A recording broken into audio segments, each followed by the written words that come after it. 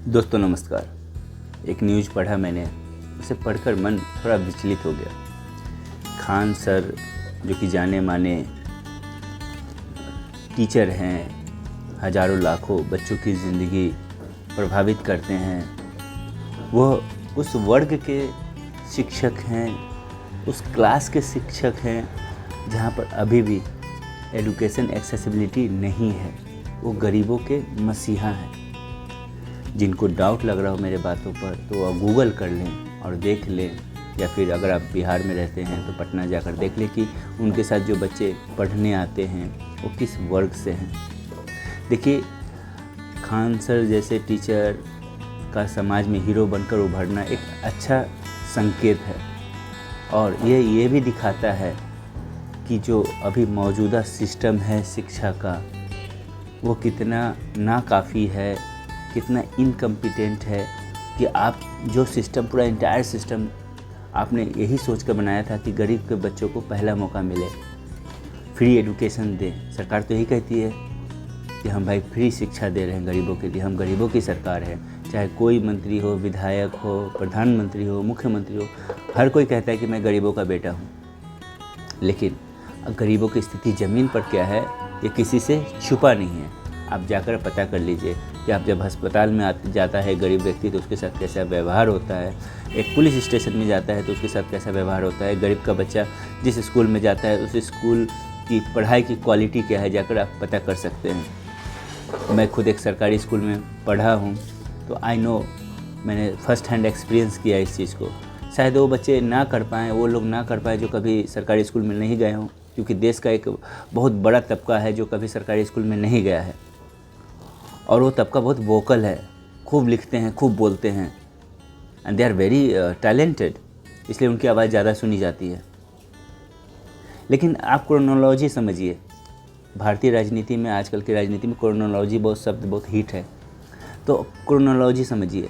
Khan sir के institute पर उस वक्त हमला हुआ है जब खान सर पेपर लीक हो, या अभी CBSE OSM विवाद हो, या कुछ बच्चे जो एथिकल हैकर्स जो हैं वो सरकार के सिस्टम की खामियों को उजागर कर रहे हैं।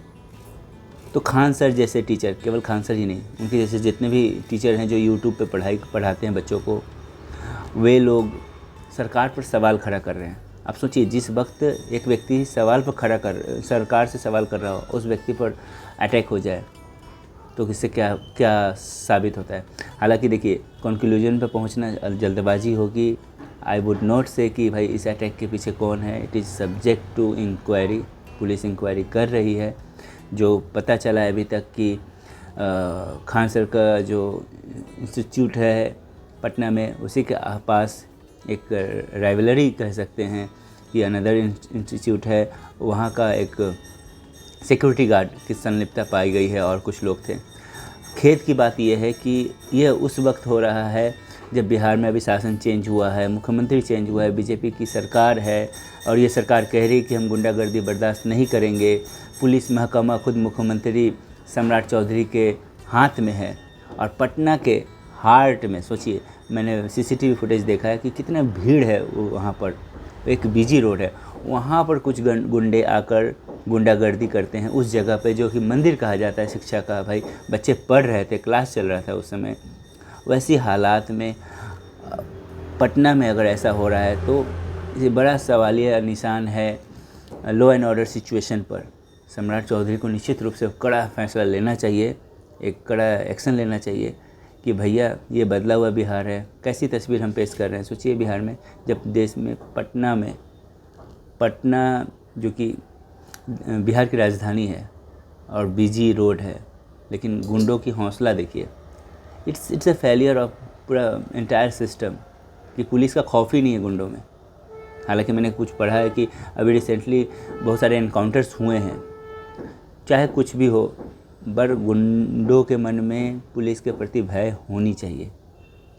ये घटना बहुत ही निंदनीय है, तकलीफ़ देने वाला है, और एक लोकतंत्र सेटअप में आलोचक की रक्षा करना भी सरकार की ही जिम्मेदारी है। अगर आलोचक नहीं हो तो लोकतंत्र कैसा, सोचिए। और क्रिटिसिज्म जो हो रही है वो बेस्ड ऑन मेरिट हो रही है। भाई बच्चों को तो प्रॉब्लम हो रही है, सरकार भी ये मान रही है, तभी तो नीट वाले मामले में नीट एग्ज़ाम कैंसिल हुआ, अब री एग्ज़ाम होने वाला है।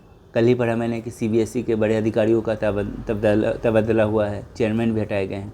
ये सब हो रहे हैं, ये सब इसलिए हो रहे हैं क्योंकि खान सर जैसे लोगों ने सवाल उठाया, तो मीडिया का अटेंशन गया। नहीं तो मेन स्ट्रीम मीडिया कहाँ लोगों से जुड़े हुए मुद्दों को दिखाती है। लेकिन हमें थैंक यू कहना चाहिए उन लोगों का जो सिस्टम के ऊपर सवाल खड़ा करते हैं। इतना आसान नहीं होता है वो, तब जब आप खुद एक बिज़नेस चला रहे हैं, कोचिंग चला रहे हैं, वहाँ पर आप सरकार से सवाल करेंगे, कल हो सके रेट पड़ जाए। इस देश में होता है ये। लेकिन कुछ लोग हिम्मत दिखा रहे हैं, तो सरकारों को तो चाहिए थैंक यू बोलने का कि भैया ये लोग आवाज़ उठाते हैं तभी तो चीज़ें होती है। नहीं तो अब सोचिए कि नीट पेपर लेके जब बच्चों ने प्रदर्शन करना शुरू किया, टीचर्स ने क्वेश्चन करना शुरू किया, तब भी तो नहीं तो सरकार ने स्वीकार किया, नहीं तो ये मामला भी दब जाता। अब लोग तो ये कह रहे हैं कि 2025 में भी लीक हुआ था, लेकिन क्योंकि प्रोटेस्ट नहीं हुआ तो कोई एक्शन भी नहीं हुआ।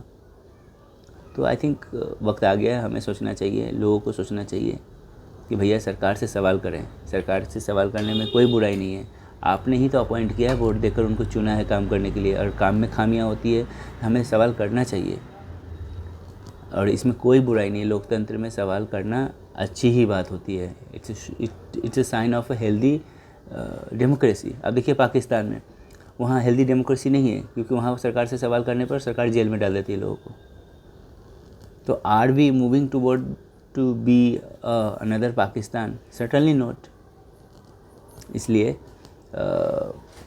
सरकार पर दबाव डालिए कि जो एजुकेशन सिस्टम है उसको दुरुस्त करे, और बिहार सरकार पे दबाव डालिए कि लॉ एंड ऑर्डर सिचुएशन सही करे, कि भैया जब जिसकी मर्जी हो जाकर तोड़फोड़ करने लगे, तब तो ये बनाना रिपब्लिक हो गया, गुंडा राज हो गया, जंगल राज हो गया।